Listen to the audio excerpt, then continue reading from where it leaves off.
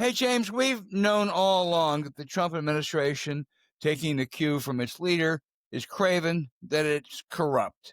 This week reinforced the notion they also are shockingly incompetent. I mean, shockingly incompetent. A judge threw out the political revenge indictments of James Comey and Latina James as the U.S. attorney Trump and Bond hastily arranged, wasn't legally appointed, and botched up the charges anyway. I don't ever remember an embarrassment this bad for the Department of Justice.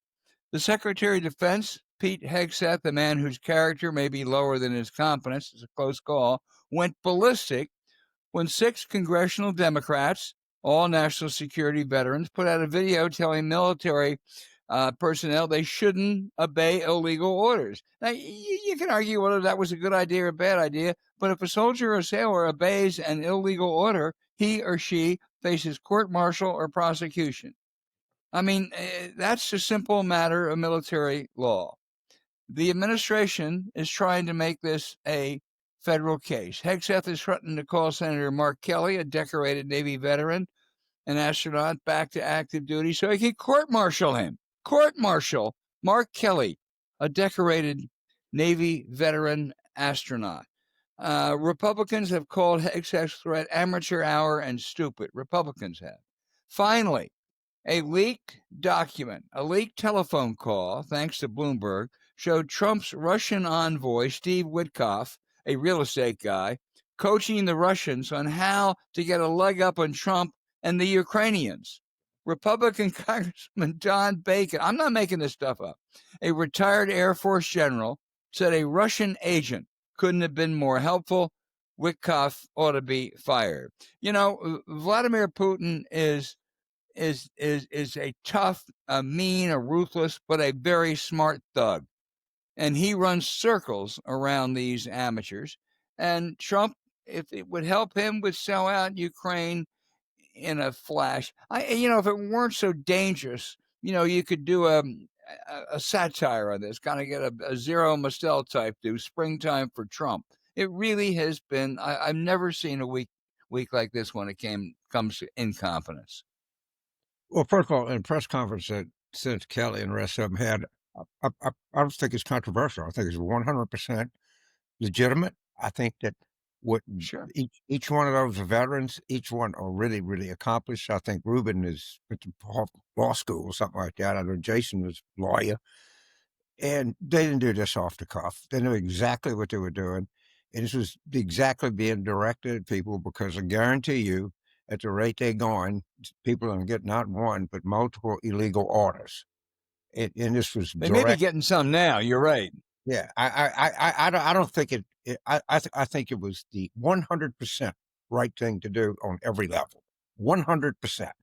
And what they said was what's in the Uniform Code of Military Justice. I have no idea if that you could be called back to service if you repeat. It's like like repeating your general orders or something like that. So my hat's off to them. I think all of these people are all combat veterans. But Mark Kelly, you ought to see it. You ought to look at the fruit salad he's got, and recommend he's been in space 4 times. You know what it is to do that, to pass that? I mean, my hat's off to them, and they might have to do some more before this is over. But I think I'm 100% behind them and what they did. Yeah. Well, I couldn't agree with you more. Hegseth is not only out of his depth. I mean, this is a really disreputable character.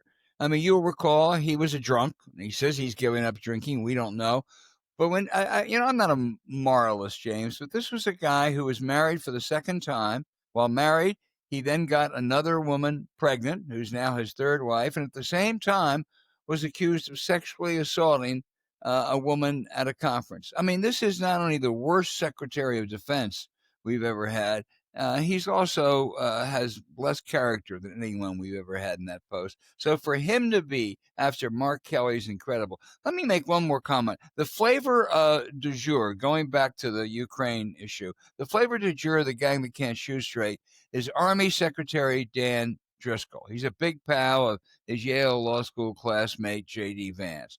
I don't know him, but there are a lot of things that leave me more than a little bit concerned. He ran for Congress in 2020. He's a North Carolinian, a state I love, but he finished a distant sixth to Madison Cawthorn, one of the most inept Republican candidates we've ever seen. Much worse, as Army Secretary this year, he withdrew the West Point appointment of Jen Esterly, a cybersecurity expert, Republican and Democratic administrations, West Point graduate, distinguished veteran. Why did he withdraw it? Because Laura Loomer, the conspiracy nut, said she was unacceptable. Now, if you can't stand up to Laura Loomer, I don't expect Dan Driscoll to stand up to Vladimir Putin. Well, one of the things I do sometimes is like I fantasize about what would happen if such and such met such and such. How much would you pay to see a no holds barred fight between Pete Headsmith and Jason Crow? You know how long? You know how long Pete Headsmith would last? Maybe a half a second. Jason was in the 75th Ranger Regiment. I don't even Wait. Would Hegseth be drunk or sober in that fight? He'd be hungover. Be my guess. He's either drunk or hungover. There's only two state of mind he'd be. And I think if they agreed to do this, I think they could do like Bob Hope, go do the troops in Korea and see how fast Pete Hegsmith can get his stupid ass whipped. These people they're just a pack of nothings. And that this guy, Secretary of Defense, in lecturing people and lecturing these 3, I don't know how many gazillion star people, lecturing Mark Kelly and, or Rubin or Melissa Slotkin and these people it's just, they have you got to understand this. These people have no shame. They have no shame. They're incapable of being embarrassed. And because when you're that trashy, you don't even know how trashy you are or how trashy you sound. That's what I think. The whole lot of them, they're just beyond embarrassed. Well, you're right, James. Any normal week, there's no such thing as a normal week in this administration. We would not, we would be focusing on that incredible Justice Department screw up that caused the judge to throw out those politically charged indictments against Comey and James. I mean, we say that's incredible. It doesn't happen. What I talk about a gang that can't shoot straight. This is the most inept as well as corrupt Justice Department we've ever seen. But that's sort of the third story because Hegseth and that Witkoff. I mean, you read that Witkoff message to his telephone call with his Russian counterpart. Here's how you handle Trump. And, what we ought to do, we really ought to make sure that Putin talks to Trump before Zelensky sees him. I mean, I don't ever recall a diplomat engaged in activity like that. And as I said, Don Bacon, a retired Air Force general, said a Russian agent couldn't have done a better job. Well, how do you know he's not I don't know, say somebody is what? Are we sure that he's not a Russian agent? Does he have business backgrounds with maybe the Times or the Post or one of these people can do a deep depth? Who was Steve Witkoff? How did he make his money? Who did he make his money with? What conflicts does he have? Does he have any experience in dealing with Russian oligarchs? I mean, these are questions I think that we'd like to have an answer to. Yeah. I think they demand answers.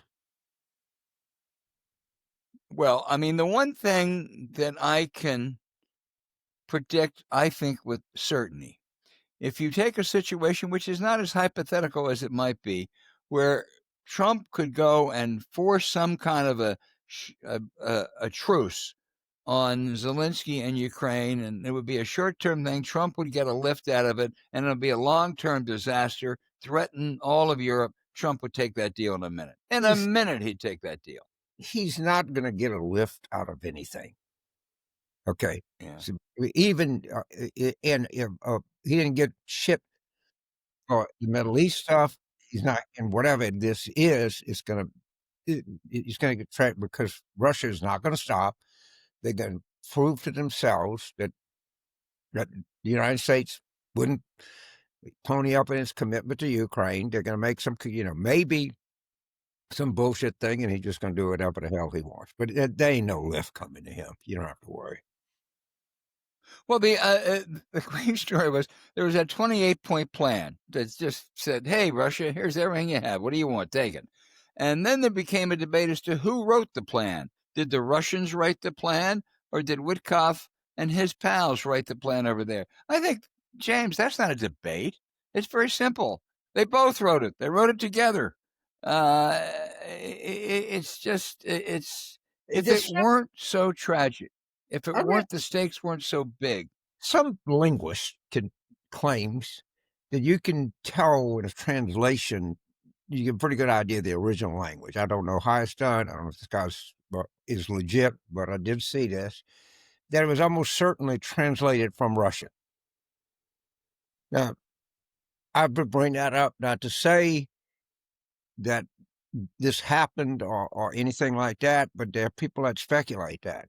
And again, I think that a deep dive into Mr. Witkoff's past is called for here because it might explain some of his actions in the present. Well, it may well be, and I just want to say, as I say, in the eye of the blind, the one-eyed man is king, and all that kind of cliches.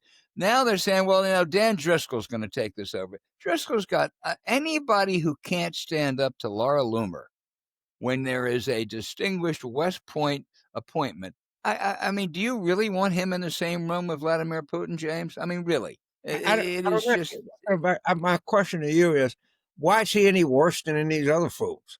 I mean, there's a point where you become a fool. I guess he can be a bigger right. fool. There's gradations of fools. But if my general point is, ain't none of them any good. And whoever they put in is gonna be no good. And if you're working Yeah. with Trump and you still working for him, the chances are you're no good.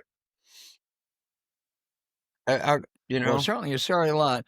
The one other thing, one other colossal incompetence this week is Trump now says, okay, fine, we'll extend Obamacare for 2 years and we'll try to fix it while we're doing it, fix it beforehand. This is a guy who said this is the worst plan that ever existed, that it is injurious, all which is not true, by the way. Where healthcare is much better today than it was 15 years ago before Obamacare was enacted. There are some flaws, to be sure, cost and other things, in part because Republicans wouldn't play along with fixing it. And now he says, we'll do that. And the Republicans on Capitol Hill are saying, wait a goddamn minute. We ran against this stuff because of you. I mean, it is as comical and as sad as all the other stuff. They ain't going to fix the Affordable Health you Care know, Act. it's so comical. And of course, if you look at the entire thing, and Trump said he was going to replace Obamacare with something terrific, then he said, "Who knew that health care was so hard?" Then they all voted against it. John McCain had to put his thumb down, if you remember that. He literally saved the Republican Party by doing that. They didn't know it, and it's now become this thing that they don't know how to get rid of because it's too big. Too many people rely on it. And now Trump is saying, well, let's just do 2 years. Well, that gets you past the election. So maybe we can just make this go away. Remember, the whole government shutdown was about extending the subsidies, through a short period of time. So they're just falling on under their own weight. And by the way, a election alert. There's a special, I think, in Tennessee 7, which is a kind of a part of Right. Nashville. Trump Big, carried the big district Republican district. about 22 points. And let's just see what that comes in. And I'm also told as a Miami mayor's race, which the Democrats hadn't had in a long time. Let's see. Well, Let's see where these go. But we just got to keep watching these elections because they come in so breathtakingly over. Democratic opponents breathtakingly over. Let's see if it continues. well, the final point I would make is the New York Times had a pretty good story about how our dear leader is slipping cognitively. He's slipping. He's falling asleep. His energy isn't what it once was. This White House is really kind of doing a replay of what the Biden people did. May not be quite as obvious, but this guy's an old man, James. Well, first of all, I got news for you. I'm an old man. You're an old man. I know a lot of other old men. You know what does not happen in these kind of issues? It doesn't get better. Okay. Oh, James, tell me that. Really? Yeah, he's 1 year into this, and he's about where President Biden was in the beginning of year 3. All right. He is not. I mean, the Times wrote the story. You knew this was coming. Somebody had to comment on it. He doesn't even know where he is half the time. And again, I got news for you. He ain't going to get better. It only gets worse. There's no getting off it. And this story is now, he's aware of it. Okay. He went crazy at Katie Rogers, I guess. And she's a very good reporter. I've talked to her. She's called me on a couple of stories in the past. She's a very nice, thorough person. I don't know her that well. And he went crazy because he knows it's the truth. And now, and once you start saying that, once you say, people don't think I'm have balance, or people think that I fall asleep too much, then you try to counter that. And he's not going to be able to counter it. And it's going to drive him crazy. And I hope that he tries to run down steps like Obama. What that crazy stuff he's talking about, he didn't like Obama, but that guy could really go down a flight of steps. You ever see him, man? He just goes right down those steps like that. And what you need to do, Mr. President, is try to run down some steps so we can all watch your fat ass fall. Oh, James, watch it. I don't want him to do that, and then we get J.D. Vance. I mean, as bad I don't as want it you is, to die. I just want you to fall and do a face plant. Everybody laugh at you. I don't want anybody to get sick. I don't want anybody to get shot. I don't want any of that. But would I like to see his fat ass tumbling down those steps? Yeah, I would. Okay, this is really a very depressing week, and I think we're going to have a lot more of these weeks. So, don't be depressed. Yeah. We want a bunch of elections. We got stuff coming up. They're caught. Well, it's not depressing. It's not depressing for Democrats. It's depressing because these things matter. It matters, the Ukraine-Russia negotiations. It matters whether you have an honest Justice Department. Yeah. It matters that you have a total rogue as a defense secretary. So that's why I'm depressed, James. I don't disagree with your optimism. But one thing it does, it matters that people see what buffoonery and in a complete lack of ethical behavior will bring. And hopefully the good that'll come out of all this, I don't know of a lot of bad because a lot of people are dead. But the good will come out of this is it'll make people more interested and involved in their government. I hope. That's can't tell you that that's going to happen, but that's the hope.